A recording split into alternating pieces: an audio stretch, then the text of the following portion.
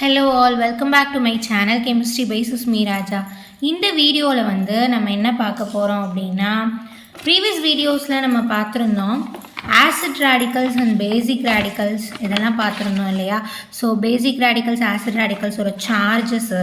So basic ரேடிக்கல்ஸ்லேயே பார்த்தோம் அப்படின்னா நம்மளுக்கு சில ரேடிக்கல்ஸுக்கெலாம் வேரியபிள் வேலன்ஸ் இருக்குது. ஸோ அதெல்லாம் என்ன, ஸோ இந்த மாதிரியெல்லாம் பார்த்தோம் இல்லையா. ஸோ இதில் நம்ம இந்த வீடியோவில் என்ன பார்க்க போகிறோம் அப்படின்னா, ஸோ அதை பேஸ் பண்ணி நம்மளுக்கு ஒரு காம்பவுண்ட், ஒரு இன்ஆர்கானிக் காம்பவுண்டோட நேம், அதாவது நேமை வச்சு ஃபார்முலா நம்மளுக்கு தெரியணும். ஃபார் எக்ஸாம்பிள் இப்போ சோடியம் புரோமைடு அப்படின்னா அதோட ஃபார்முலா NaBr அப்படிங்கிறது தெரியணும். அதே மாதிரி சோடியம் கார்பனேட் அப்படின்னா Na2CO3 அப்படிங்கிறது தெரியணும். ஸோ இந்த மாதிரி formula of the inorganic compound, chemical formula தெரியணும் அப்படின்னா நம்மளுக்கு அந்த acid radical basic radicals charge எவ்வளோங்கிறது தெரியணும் இல்லையா. ஸோ அதை நம்ம பார்த்துட்டோம். அதை பேஸ் பண்ணி இந்த வீடியோவில் சில காம்பவுண்ட்ஸோட கெமிக்கல் ஃபார்முலாவை நம்ம எழுத போகிறோம், சரியா. ஸோ நீங்கள் அந்த வீடியோ பார்க்கல அப்படின்னா நான் அந்த வீடியோவை இந்த பிளேலிஸ்ட்டில் இருக்குது அப்படின்னா அந்த பிளேலிஸ்ட்டோட லிங்க் நான் இந்த வீடியோ டிஸ்கிரிப்ஷனில் கொடுக்குறேன், சரியா. அந்த லிங்க்கை கிளிக் பண்ணி நீங்கள் போய் அந்த வீடியோ எடுத்துக்கோங்க, ஆசிட் ரேடிக்கல்ஸ் பேசிக் ரேடிக்கல்ஸ், சரியா. ஸோ இப்போ நம்ம ஃபார்முலா பார்க்கலாம், formula of the compound.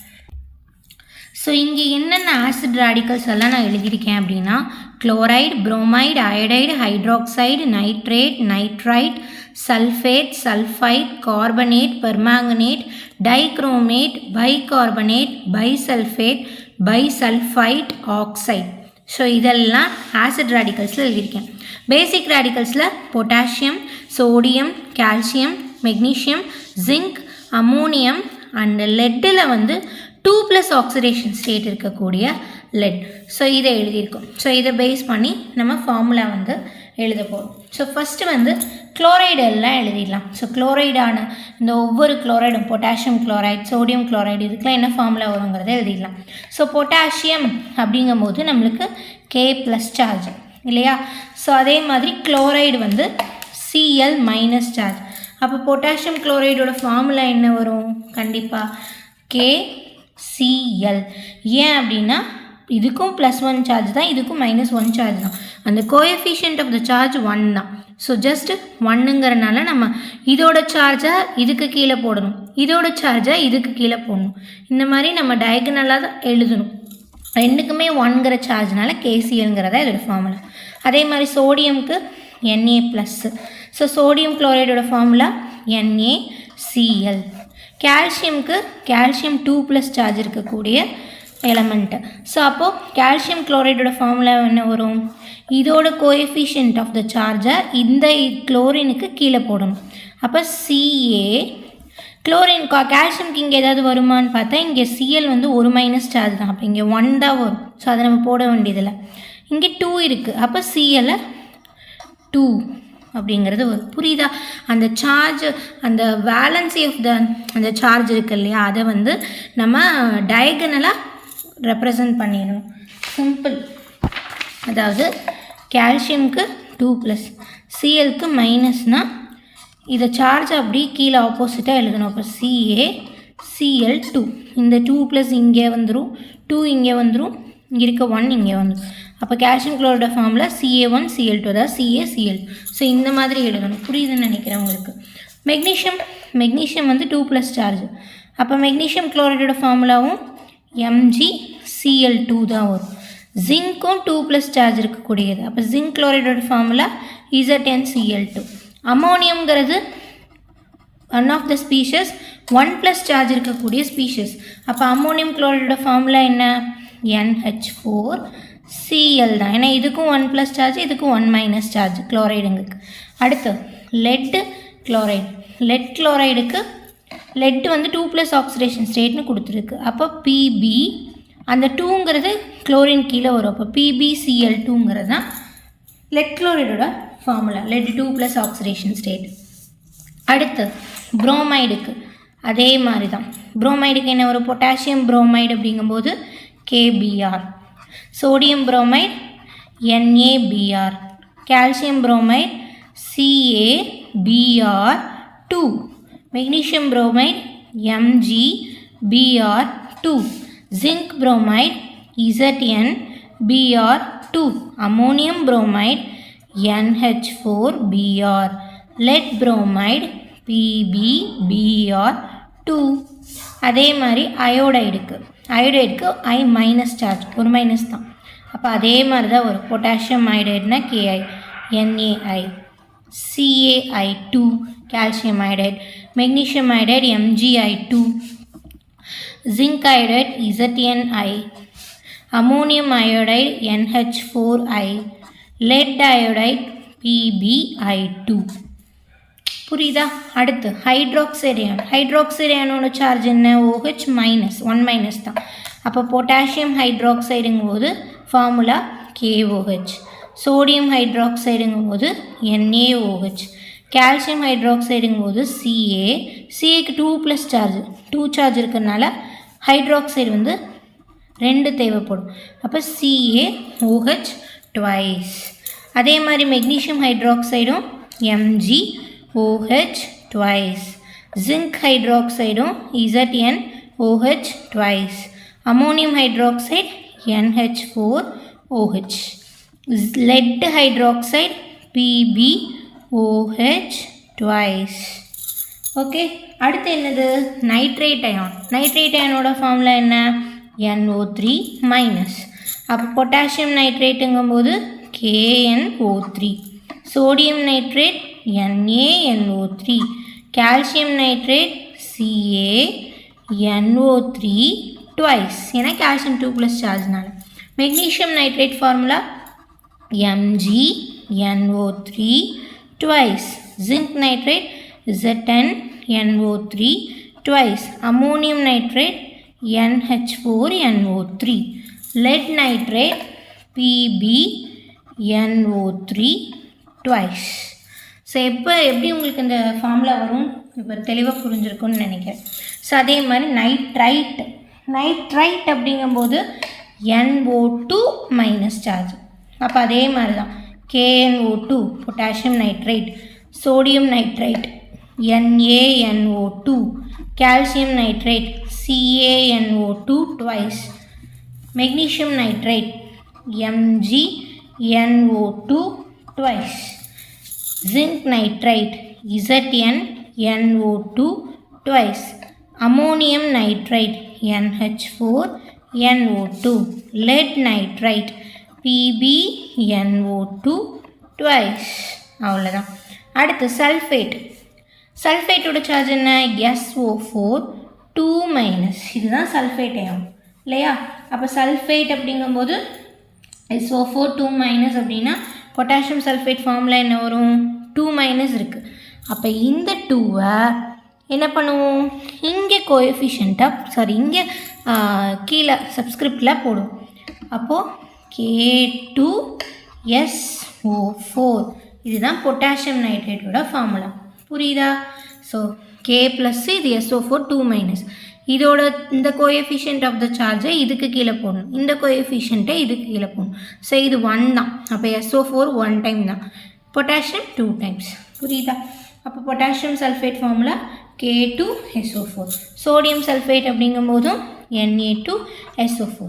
Calcium sulphate அப்படிங்கும்போது calcium already 2+ charge, sulphate 2 minus. அப்போ 2 போது ஃபார்முலாவில் CaSO4 மட்டும்தான் வரும். 2 கேன்சல் ஆகிடும். ஈக்குவல் சார்ஜ், ஈக்குவல் கோஎஃபிஷியன்ட் சார்ஜுங்கிறனால 2 + 2 மைனஸுங்கிறனால. மெக்னீஷியம் சல்ஃபேட்டும் அதே மாதிரி தான், Mg2 + SO4 2 மைனஸ். அப்போ MgSO4 தான் ஃபார்முலா. ஜிங்க் சல்ஃபேட்டும் ZnSO4 தான். அம்மோனியம் சல்ஃபேட் அப்படிங்கும்போது NH4. சல்ஃபேட் 2 மைனஸ், இது 1+ சார்ஜ். அப்போ NH4 ட்வைஸ் SO4. புரிஞ்சுதா? அதே மாதிரி லெட் சல்ஃபேட்டுங்கும்போது PbSO4. That's it. அடுத்து சல்ஃபைட் அப்படிங்கும்போது இதோட சார்ஜ் என்ன அப்படின்னா அதே தான், SO3 2 மைனஸ் சல்ஃபைட். அப்போ அதே மாதிரி தான் வரும். இங்கே 2 மைனஸ்ங்கும்போது சேம் SO4க்கு பதிலாக SO3 தான், அதே ஃபார்முலா. K2SO3ங்கிறது potassium sulphite. Na2SO3 sodium sulphite. Calcium sulphite CaSO3. MgSO3 magnesium sulphite. ZnSO3 zinc sulfite, NH4 twice SO3 ammonium sulfite, PbSO3 lead sulfite. சரியா? அடுத்து கார்பனேட்டு CO3 2- இதுதான் கார்பனேட் உள்ளது. அப்போ இதே மாதிரி தான் ஒரு 2- சார்ஜுங்கனால பொட்டாசியம் கார்பனேட்னா K2CO3, சோடியம் கார்பனேட்னா Na2CO3, கால்சியம் கார்பனேட் அப்படிங்கும்போது கால்சியம் 2+, இது 2-, அப்போ CaCO3, magnesium carbonate MgCO3, zinc carbonate ZnCO3, ammonium carbonate NH4 twice CO3, lead carbonate PbCO3. புரியுதா? Next permanganate. பெர்மாங்கனேட் அப்படிங்கும்போது அதோட இது என்னது என்ன அயோனு? MnO4-, MnO4-. அப்போ பொட்டாசியம் பெர்மாங்கனேட்டுங்கும்போது பொட்டாசியம் 1+, இது 1-, அப்போ KMnO4 potassium permanganate. Sodium permanganate NaMnO4. Calcium பெர்மாங்கனேட்டுங்கும் போது கால்சியம் 2+, இது 1- சார்ஜ், அப்போ இங்கே ட்வைஸ் வரும். அப்போ CaMnO4 twice calcium permanganate. So இந்த மாதிரிலாம் காம்பவுண்ட் கால்சியம் பெர்மாங்கனேட்னா காம்பவுண்ட் இருக்கான்னு தெரியல. ஸோ ஜஸ்ட்டு நான் உங்களுக்கு ஃபார்முலா எப்படி வருங்கிறதுக்காக ஒரு ப்ராக்டிஸ் தான். சரியா? Magnesium permanganate. ஸோ இது மாதிரி கரஸ்பாண்டிங் இதெல்லாம் எப்படி வரும்னு உங்களுக்கு தெரியும் இல்லையா? ஸோ இதில் பொட்டாசியம் பெர்மாங்கனேட், சோடியம் பெர்மாங்கனேட் தான் இருக்குது. இந்த டிரான்சிஷன் எலமெண்ட்ஸ் எல்லாம் வந்து நமக்கு பெர்மாங்கனேட் அயானில் லிங்கான மாதிரி காம்பவுண்ட்ஸ் இருக்கான்னு தெரியல. சரியா? அடுத்து டைக்ரோமேட் அப்படிங்கும்போது Cr2O7 2- சார்ஜ். அப்போ பொட்டாசியம் டைக்ரோமேட் அப்படிங்கும்போது K2Cr2O7. Sodium dichromate Na2Cr2O7. ஏன்னா Cr2O7க்கு 2- சார்ஜ், பொட்டாசியமுக்கு சோடியமுக்குலாம் 1+ சார்ஜ், அதனால கோஎஃபிஷியன்ட் ஆஃப் இது வரும். ஸோ இதெல்லாம் எழுத வேணாம். ஸோ இந்த மாதிரியான காம்பவுண்ட்ஸ்லாம் இருக்கானே தெரியல. அடுத்து பைகார்பனேட். பைகார்பனேட் அப்படின்னா அந்த என்னோட சார்ஜ் என்ன வரும் அப்படின்னா HCO3- பைகார்பனேட். அப்போ சோடியம் பைகார்பனேட் அப்படின்னா சோடியம் 1+, இது 1-, அப்போ KHCO3. Sodium carbonate bicarbonate NaHCO3. Calcium bicarbonate calcium 2+ charge, அப்போ CaHCO3 twice. Magnesium bicarbonate MgHCO3 twice. Zinc bicarbonate ZnHCO3 twice. Ammonium bicarbonate NH4, இது ப்ளஸ் சார்ஜ், அது மைனஸ் சார்ஜ், அதனால் NH4HCO3. அதே மாதிரி let bicarbonate PbNHCO3 twice. PbHCO3, ஏன்னா PB வந்து 2+ charge கொடுத்துருக்காங்க. சரியா? அடுத்து பைசல்ஃபேட். பைசல்ஃபேட் அயோன்னா HSO4-. ஸோ கார்பனேட் அப்படின்னா CO3 2-, பைகார்பனேட்னா HCO3-, சல்ஃபேட்னா SO4 2-, பைசல்ஃபேட்னா HSO4-. சரி, அந்த ஹைட்ரஜன் வந்துச்சுன்னா இதில் இருக்க அந்த பவர் ஆஃப் த சார்ஜ் ஒன்று கம்மியாகுது, அவ்வளோதான். ஸோ அப்போது potassium bisulphate KHSO4, sodium bisulphate NaHSO4. So இந்த மாதிரி தான் கரஸ்பாண்டிங். கால்சியம் பைசல்ஃபேட் அப்படிங்கும்போது CaHSO4 ட்வைஸ். அதே மாதிரி தான் மெக்னீஷியமுக்கு ட்வைஸ் வரும், ஜிங்க்குக்கு ட்வைஸ் வரும், அம்மோனியமுக்கு ட்வைஸ் வராது, லெட்டுக்கு ட்வைஸ் வரும். புரியுதா? அடுத்து பைசல்ஃபைட். பைசல்ஃபைட் அப்படின்னா நம்மளுக்கு என்ன வரும் அப்படின்னு பார்த்தோம்னா சல்ஃபைட்டுங்கிறது SO3 2-. அப்போ பைசல்ஃபைட் அப்படிங்கிறது HSO3-. புரியுதா? சல்ஃபைட் அப்படிங்கும்போது SO3 2-, பைசல்ஃபைட்னா HSO3-. சல்ஃபைட்டுங்கிறனால HSO3, சல்ஃபேட்டாக இருக்குன்னா SO4, சல்ஃபேட் SO4. ஸோ அப்போ sodium bisulphite KHSO3, potassium bisulphite NaHSO3, sodium bisulphite NaHSO3, calcium bisulphite CaHSO3. SO3 twice ஏன்னா Ca2 ப்ளஸ் சார்ஜ்னால். அதே மாதிரி தான் மெக்னீஷியமுக்கு 2 twice வரும், ஜிங்க் பைசல்ஃபைடுக்கும் twice வரும், அம்மோனியம் பைசல்ஃபைடுக்கு twice வராது, லெட்டு 2 சார்ஜுக்கு லெட் பைசல்ஃபைடுக்கு twice வரும். நெக்ஸ்ட் இம்பார்ட்டண்ட் வந்து ஆக்சைடு. ஆக்சைடு அப்படின்னாலே O2 மைனஸ். அப்போ பொட்டாசியம் ஆக்சைடு அப்படிங்க K2O, sodium oxide Na2O, calcium oxide CaO, magnesium oxide MgO, zinc oxide ZnO. ஏன்னா இது 2 + இது 2 மைனஸ், இது 2 + 2 மைனஸ். நெக்ஸ்ட் அமோனியம் ஆக்சைடு அப்படின்லாம் ஒன்று இல்லவே இல்லை. ஸோ ஜஸ்ட் எழுதலாம் NH4O. Let oxide PB 2 charge, இது 2 charge. So let oxide PbO. So அவ்வளோதான், இதுதான் வந்து ஃபார்முலா. ஸோ இந்த மாதிரி தான் கெமிக்கல் காம்பவுண்ட்ஸ் வந்து இன்ஆர்கானிக் காம்பவுண்ட்ஸை ஃபார்முலாவாக எழுதணும். ஸோ உங்களுக்கு நான் சிலது கொடுக்குறேன், ஒரு 25 கொஷின்ஸ் மாதிரி கொடுக்குறேன். Right the formula, chemical formula for the following questions. So இந்த 25 கொஷின்ஸ்க்கான ஆன்சர் என்னன்னு தெரிஞ்சது அப்படின்னா கண்டுபிடிச்சி எனக்கு நீங்கள் எழுதி வாட்ஸ்அப்பில் என்னோடய நம்பருக்கு அனுப்புங்க, சரியா? ஸோ இதுக்கான ஆன்சர்ஸ் நான் உங்களுக்கு கரெக்ட் பண்ணி சொல்கிறேன். ஸோ இதில் ஆன்சர்ஸ் நீங்களே கரெக்ஷன் பண்ணி தெரிஞ்சுக்கணும் அப்படின்னா கண்டிப்பாக என்ன பண்ணுறீங்க, இது ப்ரீவியஸ் வீடியோ ஆசிட் ரேடிக்கல்ஸ் பேசிக் ரேடிக்கல்ஸில் ஒவ்வொரு ஆசிட் ரேடிக்கல் பேசிக் ரேடிக்கலோட சார்ஜோட வேல்யூ எல்லாமே நான் போட்டிருக்கேன், சார்ஜஸ் என்னங்கிறது.